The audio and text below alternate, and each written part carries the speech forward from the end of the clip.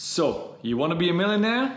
That's great. But how do you actually measure it? And how do you define what is a millionaire? Hi guys, welcome back to the channel. My name is Kai and today I'm going to share with you everything you need to know to calculate your net worth. What is net worth? How do we calculate it? And why you should be measuring it on a monthly basis. That's a really exciting topic because we always read on Forbes, the richest people in the world, having millions, billions, soon possibly trillions. But we always wonder, how do you actually calculate these numbers and what does it mean to be a millionaire, a billionaire? So what it all comes down to is actually the net worth of a person. The other day my financial advisor asked me, Kai, what's your net worth? I said, I don't own a net. Now you may be asking yourself, what do we mean by net worth? We hear that term all the time, but we don't actually know what really goes into it. And I'm here to show you, because imagine, just because somebody owns a house that might be worth 1 million doesn't actually make him or her a millionaire. Because the person may actually have a mortgage on that house, which may be 500,000. So that means they actually only own 500,000 worth of house, thus not making the person a millionaire. What it comes down to are two parts of the equation. On the one hand side, we have the assets. So these are all the things that the person owns. Things like cash, investments in stocks, cryptocurrency, apartments, houses, cars, all the things that they own, that is theirs. These things that can be liquidated, sold off, and they can use those funds. On the other hand, you have what we call liabilities. So these are all the things that the person owns to somebody else. These things can be credit card debts, mortgages, tax liabilities that they need to pay to the government in terms of tax payments. All these things that are outgoings from your own cash and your assets. So essentially, you look at your assets and you deduct your liabilities, and that comes to a net worth figure. And that's usually what you hear when you read in those magazines or when you see the news when they talk about this and this person is worth 2 million, 3 billion, 5 billion, whatever it may be. Of course, often these numbers are approximations because not everything is known. What is known are the asset parts, because quite often those are public records, such as investments when they own certain stocks in a company or they make large property investments. These things are publicly known information. On the liability sides, that's a different story because often the financing, the mortgages, the loans they have on those assets are not so much known because these are confidential private information. So quite often what these magazines do, they approximate. So that is not an exact number, but it gives a rough estimation. So for you and I, that's a much easier task because we know very well what are the assets, what do we own? And at the same time, we also know who do we owe money to. Putting those two together makes it fairly simple to come at a net worth number. Now, how do we actually calculate it? There are a lot of net worth calculators out there and I'll link to it in the description. But I actually like to do it myself. Now what I do every month is very simple. I use a Google Sheet where I track my asset column against my liability column and really put all of them by detail, and I come to a net worth number.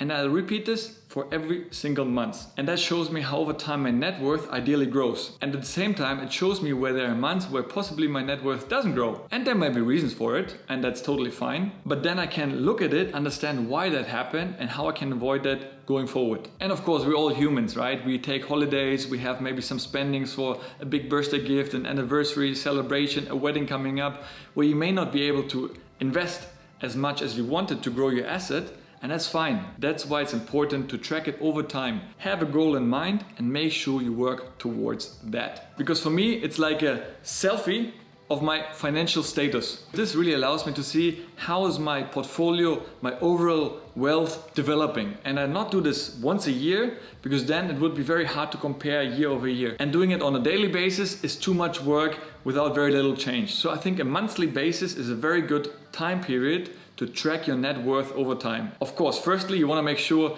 your number is positive because you don't want to have more liabilities than assets. That would be a really bad situation to be in. But assuming you have already a positive start, whatever your starting number is, it really doesn't matter.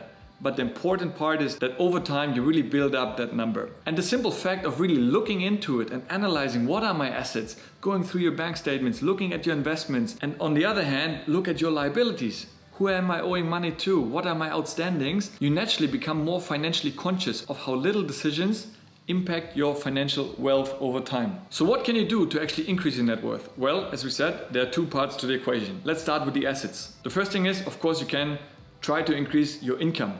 So that may be salary, where you naturally over time, as your career progresses, earn a higher salary. Or if you're an entrepreneur, you can start thinking about adding additional revenue streams or driving your top line revenue to create a higher income stream. You can also use more money towards investments so that over time those investments grow in value, thus lifting up your asset value. You can also trade potentially some of your existing assets, things like your cars, which is actually a depreciating asset because it loses value over time. You may consider selling that and using those funds to contribute towards buying real estate or again investing into stocks or crypto. Now on the other hand, you have your liabilities. These are again the things that you owe to other people. So here you can obviously look at your expenses, your outgoings. The less money you spend, you can use those savings to pay off your debts, your credit card debts, your mortgage, your car payment, whatever those outstandings are, try to reduce them as much as possible. Now I'm not saying having debt is necessarily a bad thing, because you can get mortgage and financing these days for very small interest payments, which basically allows you to invest and build your real estate portfolio, which in the long term can be great for your net worth, as real estate has been proven over decades to be a very stable, continuous net worth builder. Now, knowing your net worth is super important. It's something we don't often talk about, and it's not necessarily something you need to share with everyone, but knowing it yourself, it's super important, because I see the net worth as your financial compass. Now imagine you come into a new city, you have no way how to get around. What you do is you use your GPS and you follow the path. The financial equivalent would be the net worth indicator. So knowing how much your net worth is at the moment and what would you like it to be once you retire, it makes it so much easier to focus your direction and your path going forward to reach that number. Because if you can't measure it, you can't manage it. And you need to know what you have in order to manage it the right way. Of course, there are also benchmarks out there that show you how you are doing relative to other people, other countries, other industries. So that might be interesting, but don't place too much focus on this. It's a good indicator, but most important is that you start, that you become conscious and aware of what your situation is, and you really focus on building that number over time. This is not a sprint, but a marathon. So in closing, you see the importance of net worth. Not many people, when you ask them, would actually come up with a number. They have no idea, and that's scary. It's funny. Well, it's actually scary. Imagine asking your family or friends, what is their net worth? Only very few people would be able to give you an answer. They can tell you how many followers they have on Instagram, what is the latest episode streaming on Netflix. But when it comes to their financial situation, what is their current net worth, you see a lot of blanks. And you don't want to be one of them. You want to be very clear on your current situation and work towards improving that over time. And always remember, true abundance in life is not measured by your net worth, but by your self-worth. If you liked the video, give it a like, subscribe to the channel, and let me know in the comments what you do to increase your net worth. Thanks so much for watching. Stay awesome, stay blessed, and I'll see you in the next one. Take care. Ciao, ciao.